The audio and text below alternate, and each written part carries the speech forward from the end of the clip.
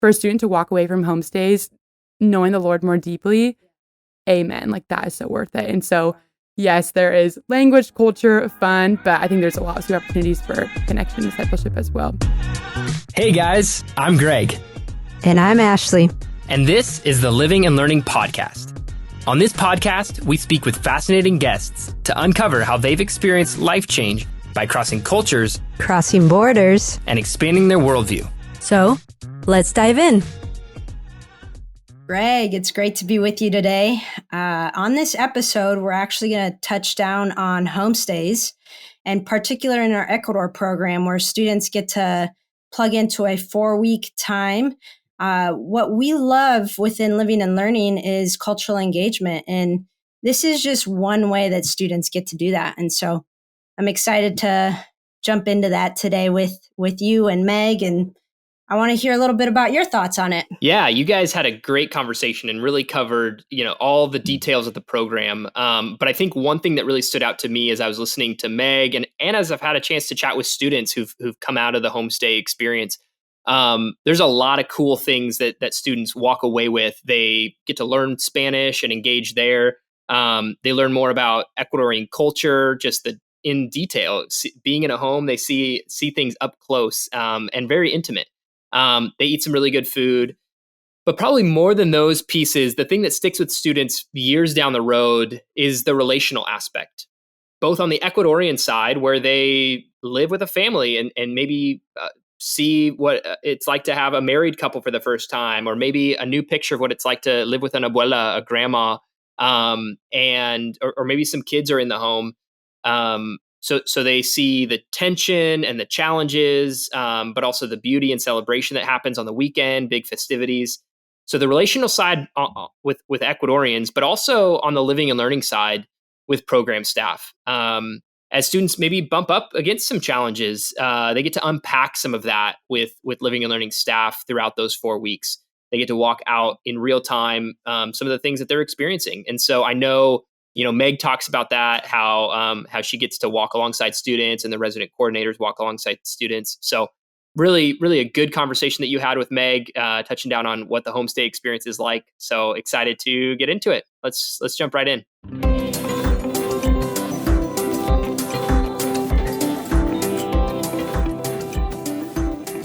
All right.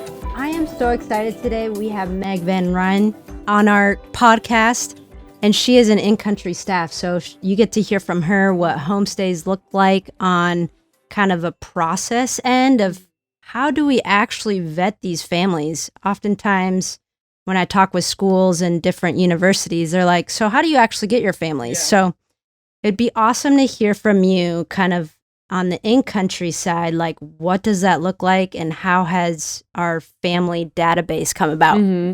Yeah, great question, Ash. Thanks for having me. Excited to get to share about homestays. I think that's a great question, how our families vetted. And really the initial start came with who do we know and who do we know who knows people. And so really kind of started with some families who said we'd be willing to host and have your students in our home for 4 weeks. And so that's how we got started. And as our pool has grown and as our students have continued to come, we have had neighbors who found out what families were doing and really fun stories of, for example, a girl who grew up having a homestay family a homestay student in her home every semester is now married and hosting students as well. And so, super fun. And so it's been really sweet to kind of see how just by word of mouth typically is how our pool has continued to grow. But kind of when it comes to the process point of once we have the initial reach out, kind of what comes next, it's always followed by a site visit. And so we want to go see the physical space of this family and for sure. And Living and Learning has a contract of what are the things that we require of our families and can they fulfill those things. And so some of those examples are, for example, students cannot share a room with other family members. And so is there an extra bedroom in the home? Is there a bathroom? And sometimes that's shared, sometimes it's not shared, depending on the size of the home.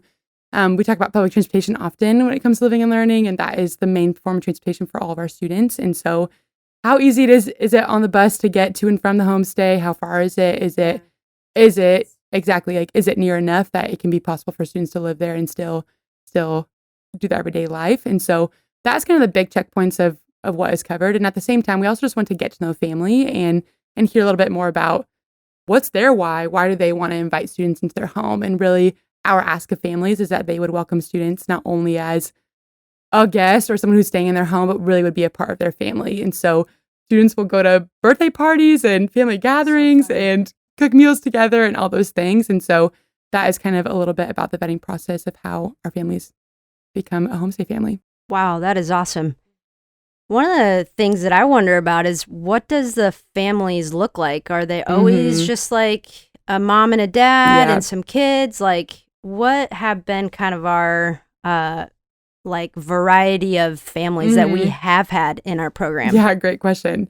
I think what I love most about our homestay families is that they really do represent the diversity of what a family can look like. And so we have a mom and a dad who has 3 young kids. We have mom and dad who all their kids have left the home and they are missing having bodies around the home. And so they welcome students every semester. We have widows and grandmas and single moms and so many different forms of different families. And that is so fun to us because we recognize that every student who comes into our program, their family looks different student by student. And so I love that our homestay families also represent the diversity of what a family can look like. Yeah. I've heard a lot of testimonials of how students have felt like part of the family, like legitimately, like they are my mama y my papa, which is amazing that a 4-week period of time living with them can make them feel so at home and such a part of kind of their family unit, which is really cool. One of the things I'm also curious about is like the pairing in our homestay family, how we do that within living and learning, like how we do the pairing for the students in the cohort. What does that look like a little bit? Great question. Obviously, numbers differ every semester. And so how many families we're looking at, numbers of students in the home will change every semester based on how many students we have. But I think some of the key things that we look at is internship location. So we have students, or families, who live in North Quito, who live close to where our apartments are, who are a little more south. And so we kind of are trying to connect students so they have shorter public transportation. Shorter commutes for sure. And so that's probably number one that we look at. I would say dietary restrictions are not super common in Ecuador. And so we have some families who have kind of gotten to know North American students and those type of things. And so dietary restrictions, if we have 2 students who are gluten-free, it's typically easier to put 2 in a home together. Exactly. Yep. So I would say those are the number one things that we look at, as well as kind of at this point, we've worked with a ton of these families for many years. And so we get to know the students, we get to know the families, where there are opportunities for sweet connections. And so those are the major things that we look at when it comes to how do we pair students together. That's sweet. I often hear the in-country staff talk about how they prayerfully consider kind of the roommate situation in the apartments that they do, and also even with the homestay families. So really appreciate that about how we do our process with the homestay families.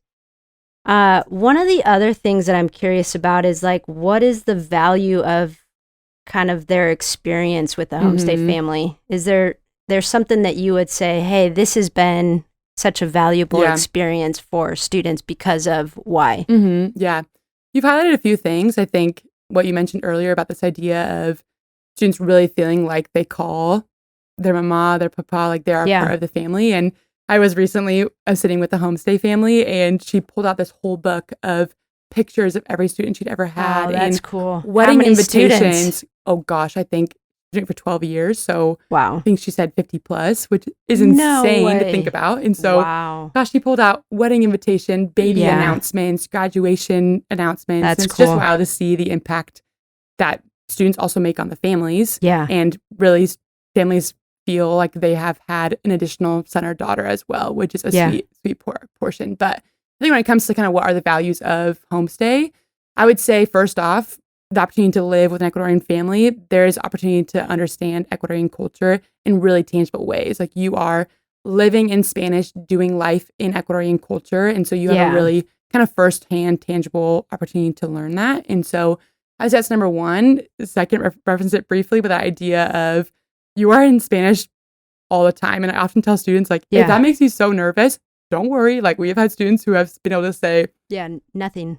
Nothing or like Hola. a handful of words. Yeah. Exactly. And do it, and they figure it out, and it's probably vulnerable and humbling, but it's a great opportunity. And so I would say language acquisition is another huge one. But I think as we've done this for a little bit, something that I really have loved to see is just kind of the opportunity for discipleship and really the sweet stories that come out of homestays. And so I remember a specific student who was with us in fall of 2019, and she had just finished her homestay, 4 weeks with a homestay family, and was coming back to our student apartments. And she walked in and was bawling. And I was like, oh my gosh, okay.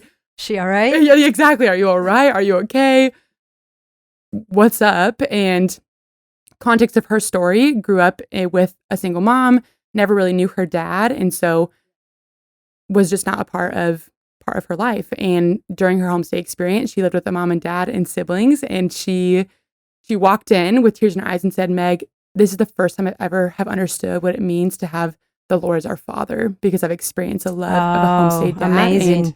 And it was just this moment of, okay, Jesus, if this is what you're doing. Exactly. Like, yes, language, yes, culture, but for a student to walk away from homestays knowing the Lord more deeply, amen. Like, that is so worth it. And so, yes, there is language, culture, fun, but I think there's a lot of opportunities for connection and discipleship as well. So I would say those are a couple of the highlights of the value of our homestay experience.